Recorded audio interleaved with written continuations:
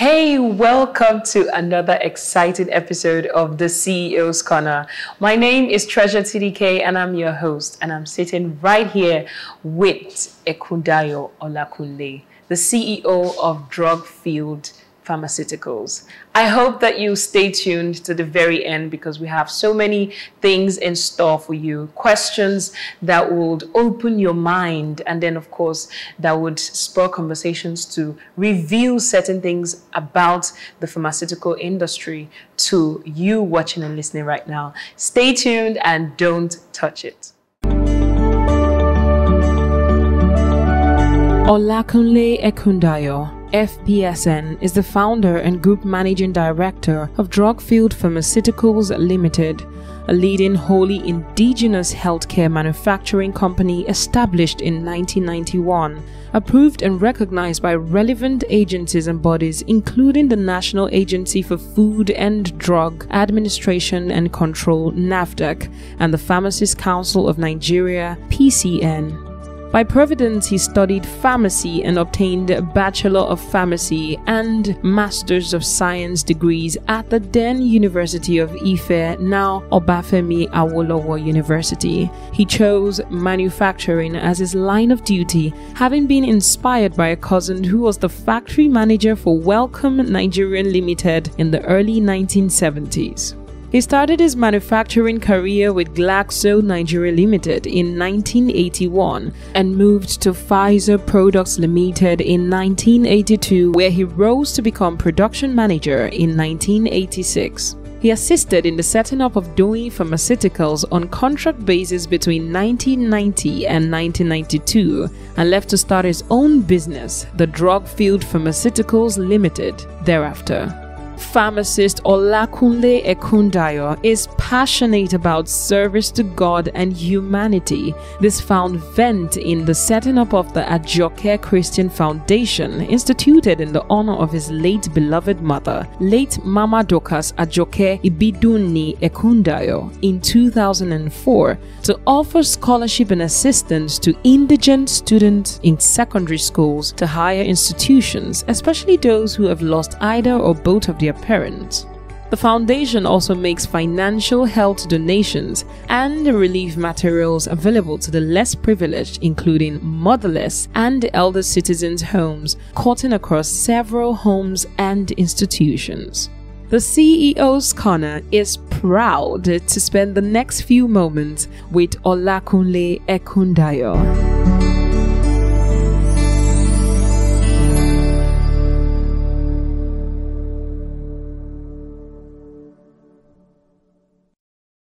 Okay, and without further ado, I will be introducing to you, ladies and gentlemen, Ekundayo Olakunle.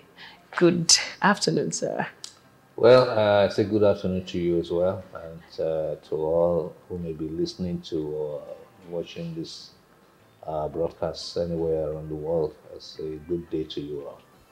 All right, it is good to have you here on the CEO's Corner.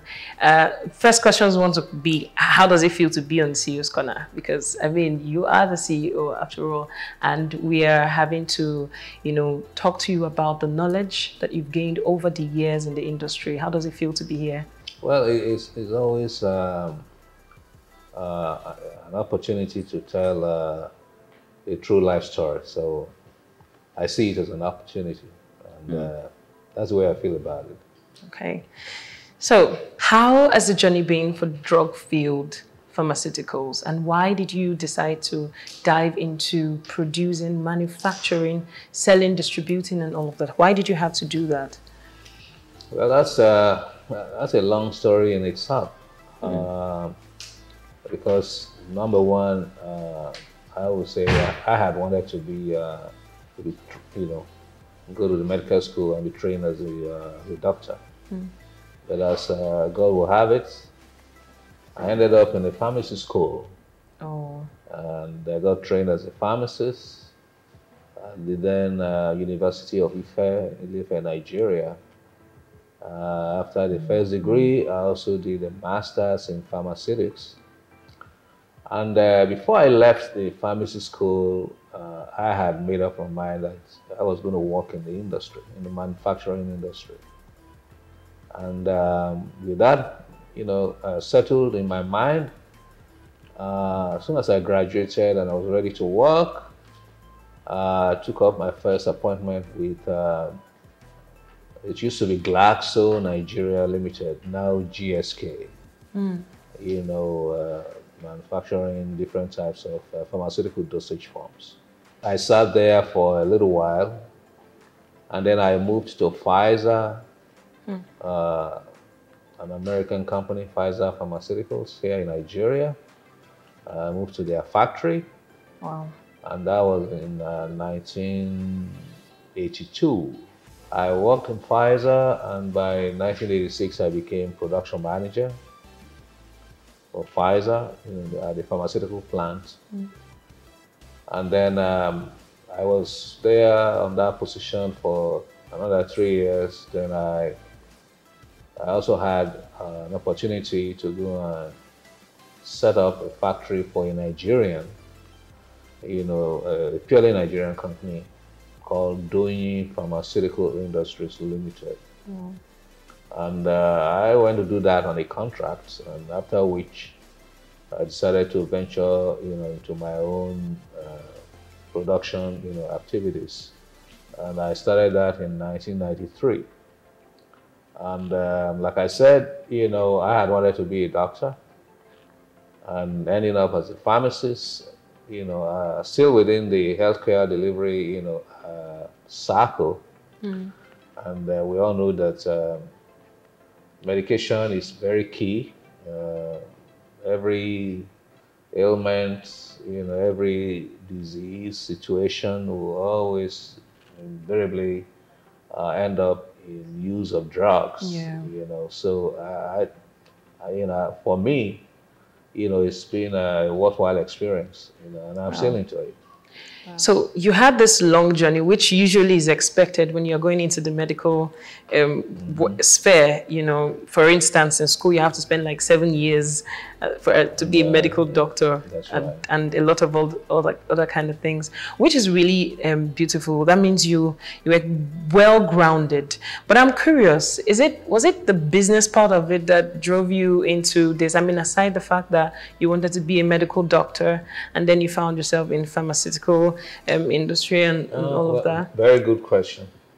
I think the foundation to it all is care for fellow human being, because whether you're a medical doctor or a pharmacist or nurse or whatever, the bottom line is to care for people. So that was the motivating factor for me, even when I was still in high school, to dream, and want to be a medical doctor. So, but as like I said, at times Providence will come to play. And I ended up being a pharmacist, still within that sphere of giving care. So when in building this company, did you have a structure in mind laid down, or did it just happen to you? Because I mean, you were working with so many other great pharmaceutical companies and gathering all the experience. But did you, I'm going to build mine one day, or did it just occur? Or did you just find yourself in the place? Well, whether you believe it or not, whether others believe it or not, our journey in this world is already written by our Creator. True that. And how we're going to travel is the one who has written it. Now, you asked a very good question. That in the pharmacy school, when I chose the paths of manufacturing, whether the motivation was maybe one day I'll build my own factory, I would say no. Yeah, because you always have to have a role model that can, motivate you. And that's exactly what happened to me.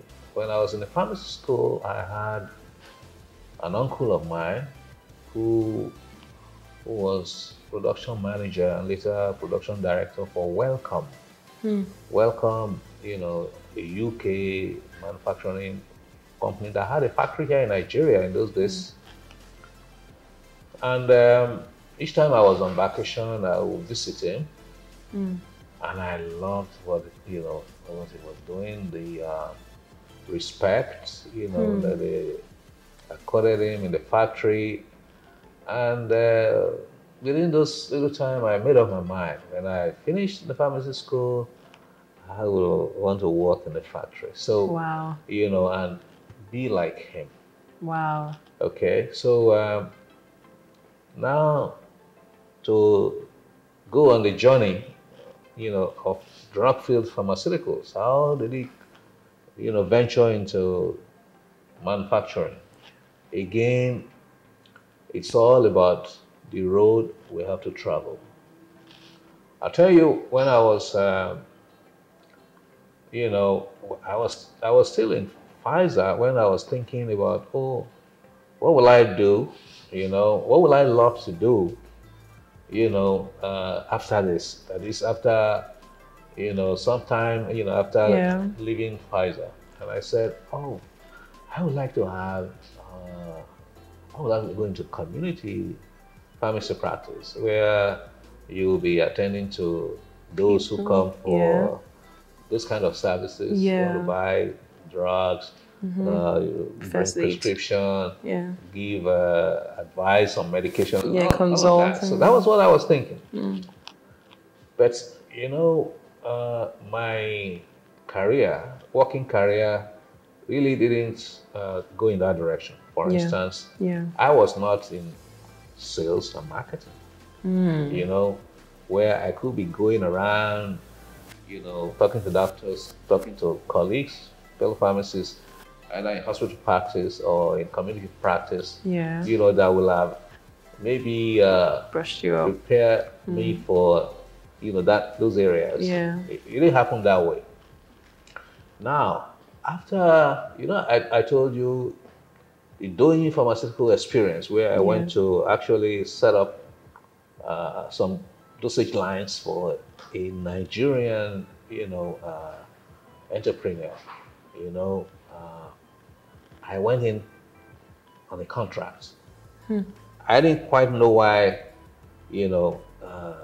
I went, on a contract basis. But, again, you cannot rule out the divine, aspect of it. So, one way or the other, after I had finished my assignment there, I said to myself, now I would want to be a consultant, for those who may want to set up pharmaceutical manufacturing plants and all that. And I got one. Now, that contract would take me out for 1 week out of, 4 weeks, 5 weeks in a month. And so I said to myself, what will I be doing for the remaining 3 weeks or 4 weeks? I could produce something. Wow. I had gathered a lot of experience in manufacturing from Glaxo, now GSK, then from Pfizer. Pfizer was actually the real, where I spent, close to 9 years. Wow. That's so, so I said I could produce something. But I didn't have money. Because at times when you have money or you have access to money, you may not start the right way. Wow. Yeah, you may not start the right way. I didn't have money, but I had knowledge, I had information. So how did you get the money? Information is power. Yeah, it's very important in anything one wants to do.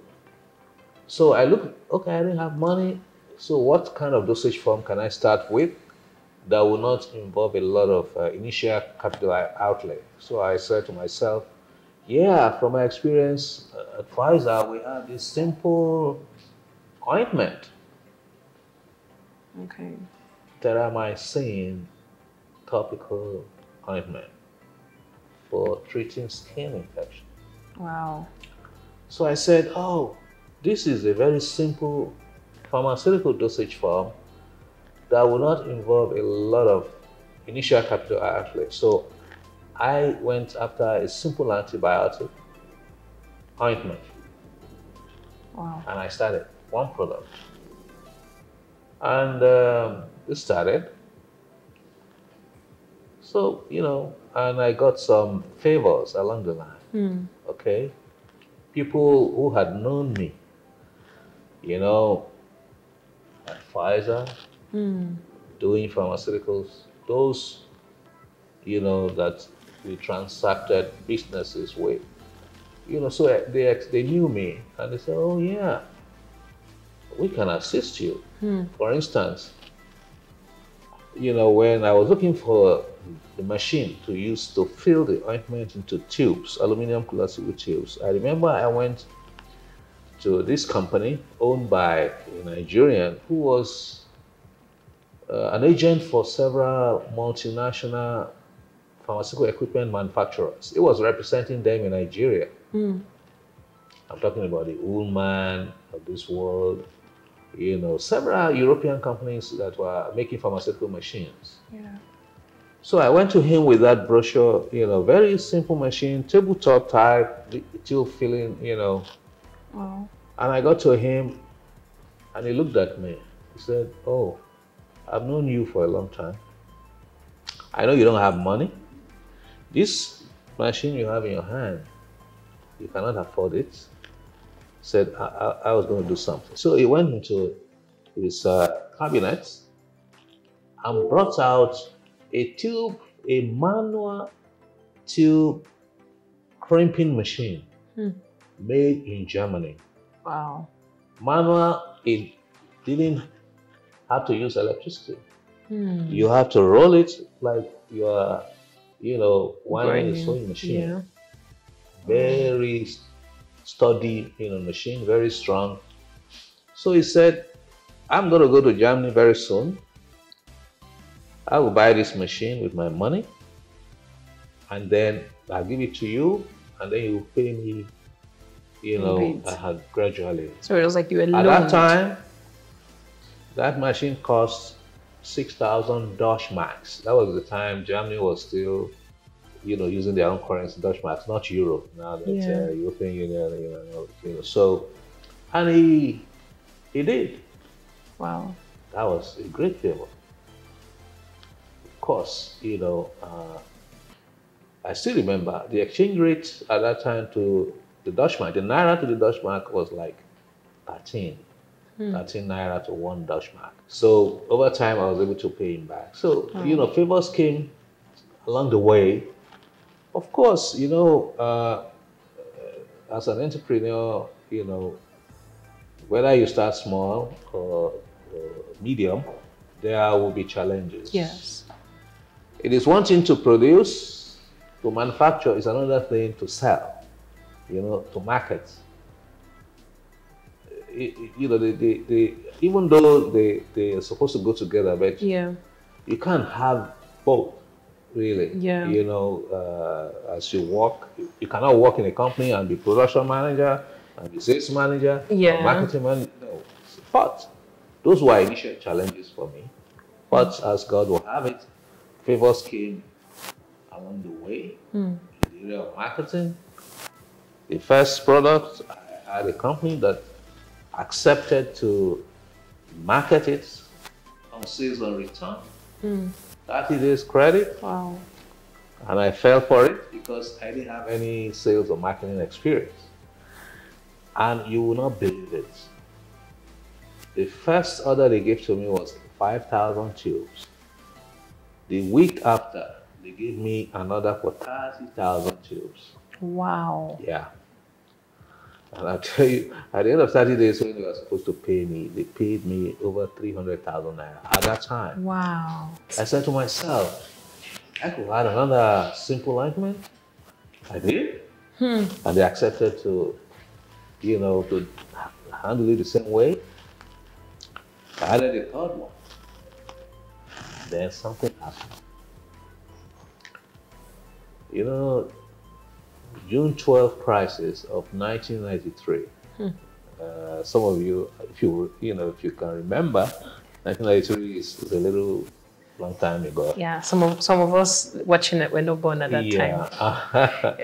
Anyway, that crisis, brought businesses, virtually all most businesses, to a halt, including my small business, including my sole distributor. And for about 3 months, we were all idle. It was around September, October that, calm started to return, to the system, and, economy started to open back. Businesses began to open back. And then I went to, the people were earning a lot of money. And I kept going, and I said, okay, come back, come tomorrow, come back next week, and all that. So at the point, I said, what is going on? If you can't give me the money, can I have my product? Oh, and that was, at that time, it was as if I made the wrong move. The company was very honest and kept to the terms of the agreement to pay me 30 days, whether they had sold everything or not. My experience over the years has taught me that it is always good to start small.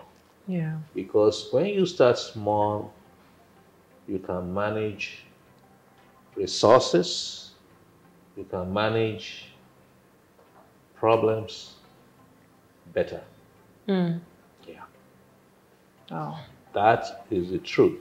And because at times, like I said, even if you have access to money, they always say Rome was not built in a day. Yeah. I think that is it. And there is also one thing that is important. Whether we believe it or not, if you start a business small, you have to learn addition and subtraction. In other words, what am I saying? You start with 5 different items to gain maybe 2 or 3 more. And then you gain 2. Oh, it becomes 7, right? You deploy the 7, it becomes 10. You deploy the 10, and something happens, it drops back to 8, 7. Don't give up. Those are the first things you have to learn, how to cope with, how to manage. And I tell you, there is no way I can tell the story, or my story, and the story of Drugfield without the God factor. Yeah. Wow. Whether you believe it or not, whether whoever is listening believes it or not,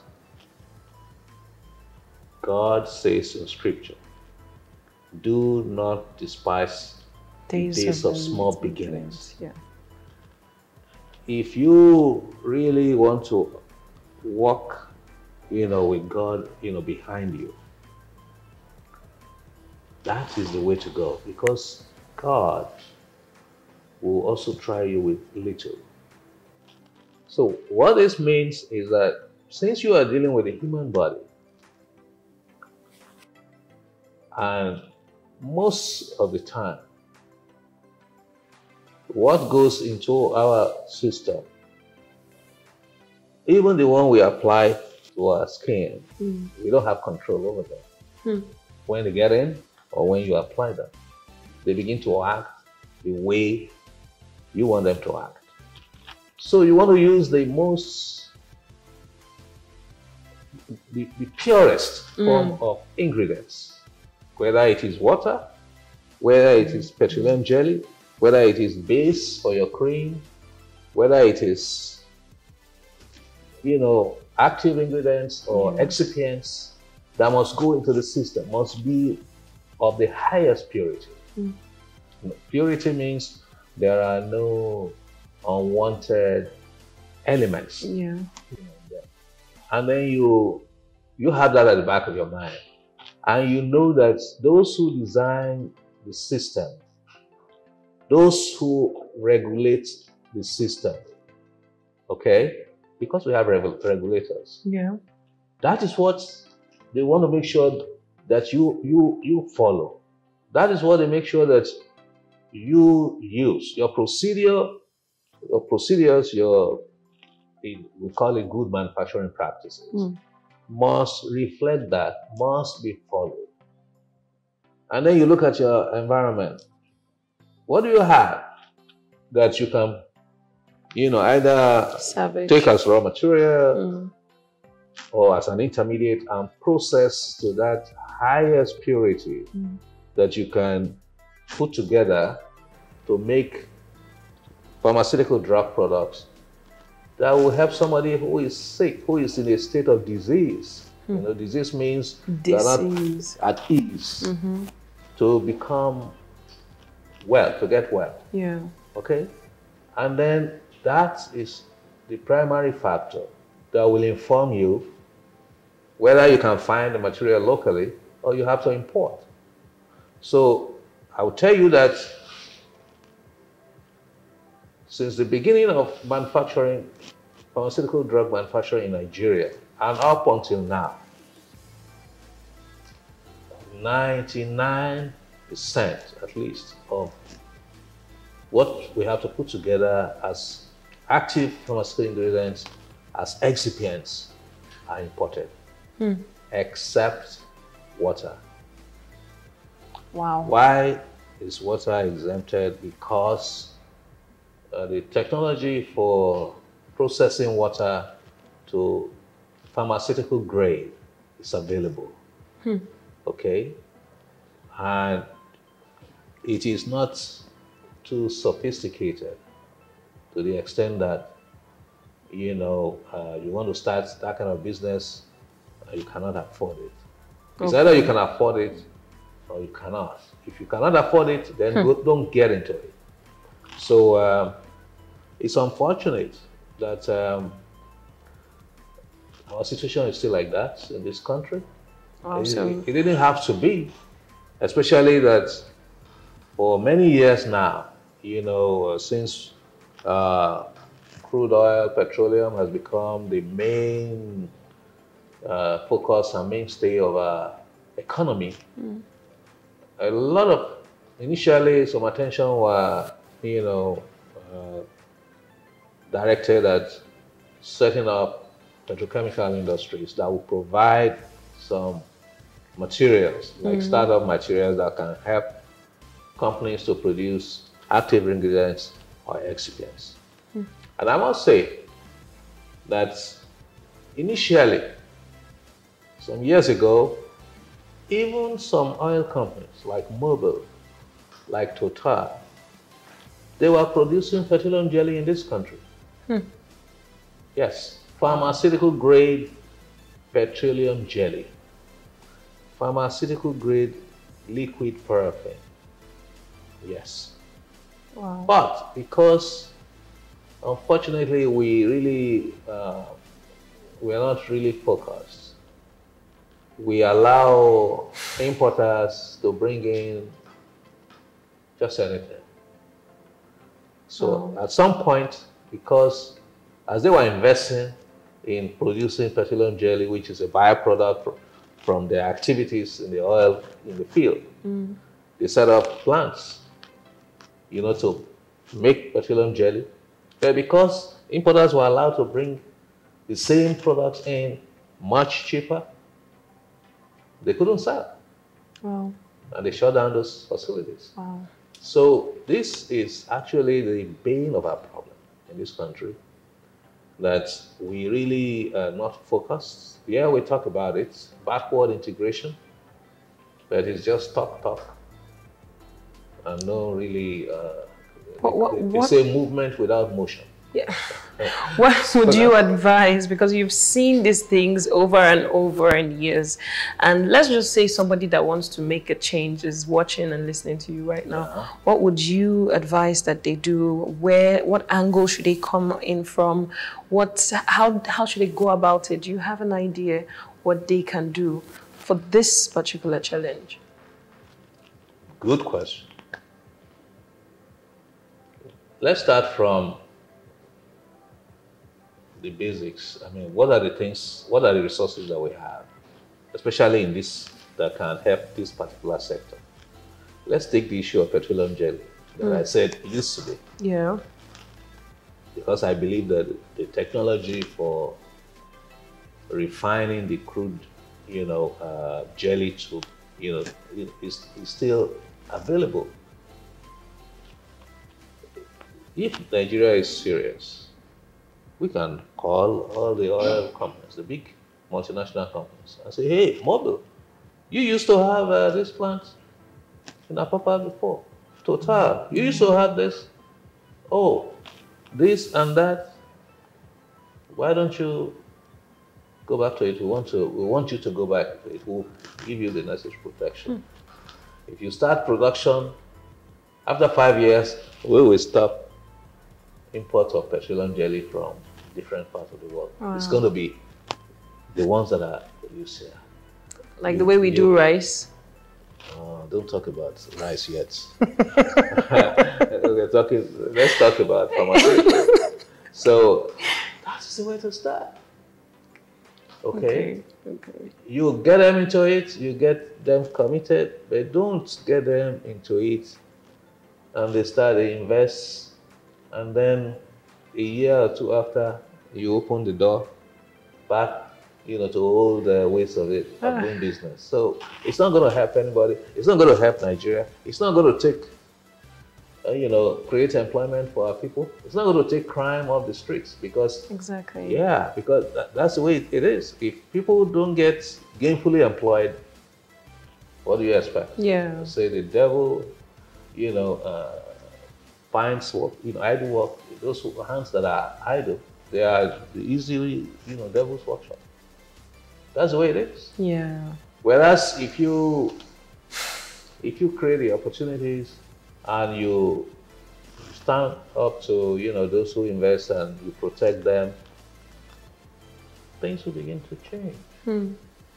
I was reading today's papers and I said, people are not bringing investments again to Nigeria. 80%. Sad.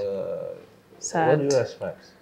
The enabling environment must be created, to enable people people always, after you look at the population of Nigeria, over 200 million.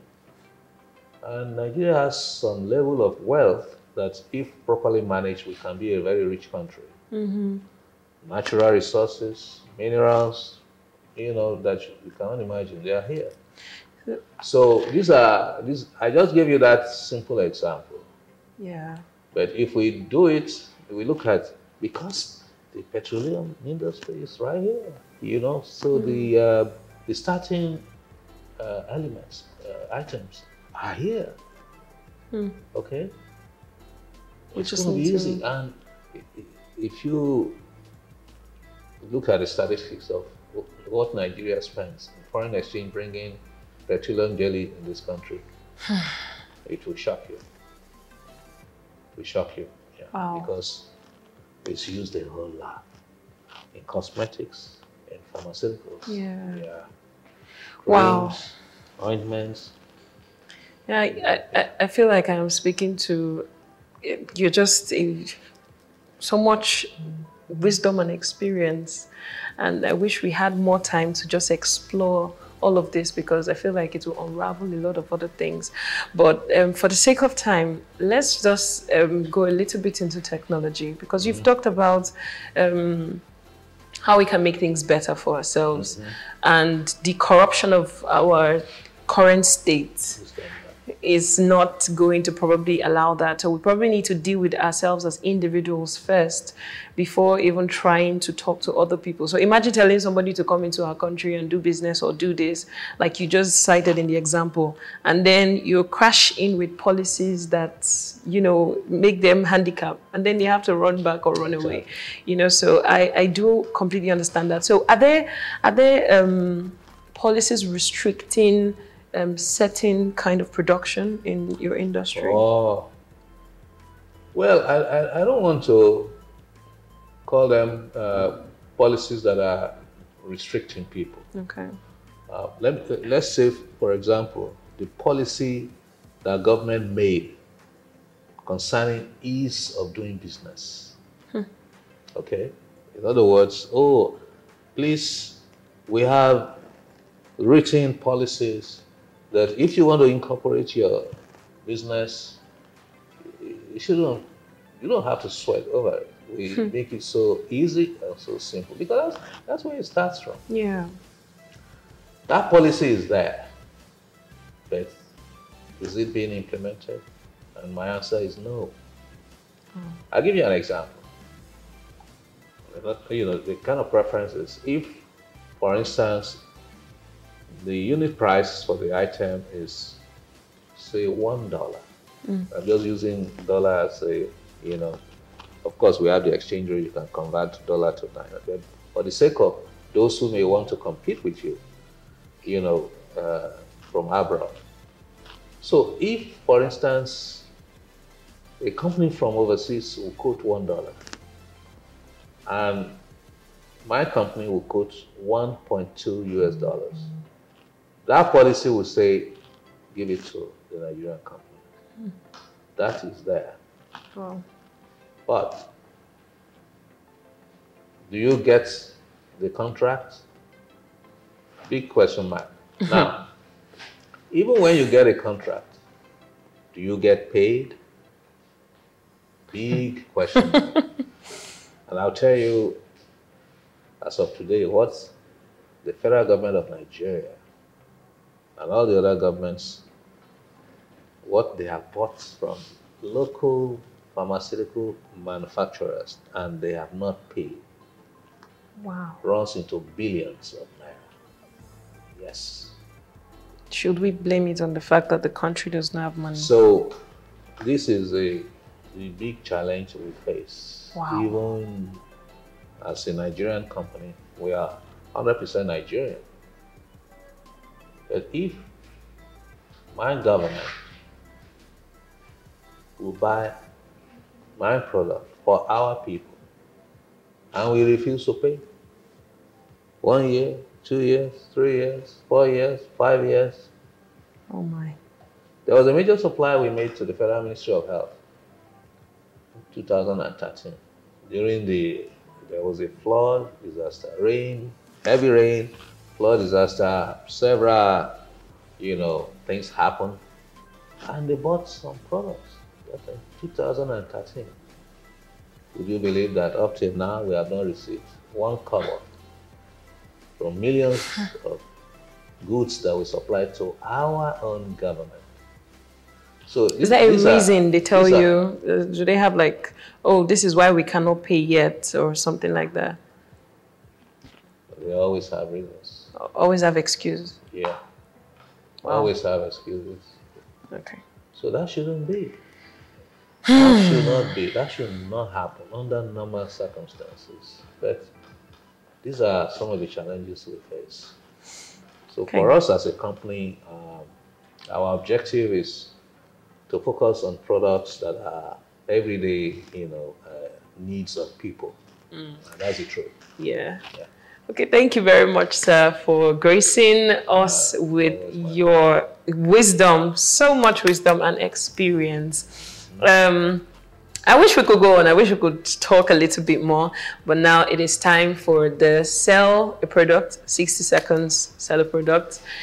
Any product of your choice. I'm going to have to set a timer for this. So. One of our flagship products that I would like to advertise is Neurogesic Greaseless Ointment. Greaseless Ointment is a special product and one of the flagship products of Drugfield Pharmaceuticals Limited. Neurogesic Greaseless Ointment, specially formulated to take care of rheumatoid arthritis in whatever age bracket. I mean rheumatism, joint pain, back pain. 30 seconds down. And this product works. In fact, we pride it as being stronger than pain. Oh. Yes, Neurogesic Greaseless Ointment manufactured by Drugfield Pharmaceuticals is stronger than the pain of rheumatism, than the pain of arthritis, And whatever body pain 5, you feel, 4, it works. 3, try it, you'll be convinced. 1. Yes, you did it. Thank you very much. That was fantastic. Yeah. Awesome, awesome. Okay, so we've come to the end of this wonderful segment on the CEO's Corner with your host, Treasure TDK. And of course, we've been here with Olakunle Ekundayo. I hope that you've learned a lot today. I hope that you've been spurred to want to do something. Hopefully not drugs, please. But it's been an awesome thing. Thank you for tuning in and staying to the very end. Please follow All News Nigeria, subscribe to the channel, and click on the notification bell to get fresh updates of the CEO's Corner. My name is Treasure TDK, and I'll catch you next time on the next episode. Bye.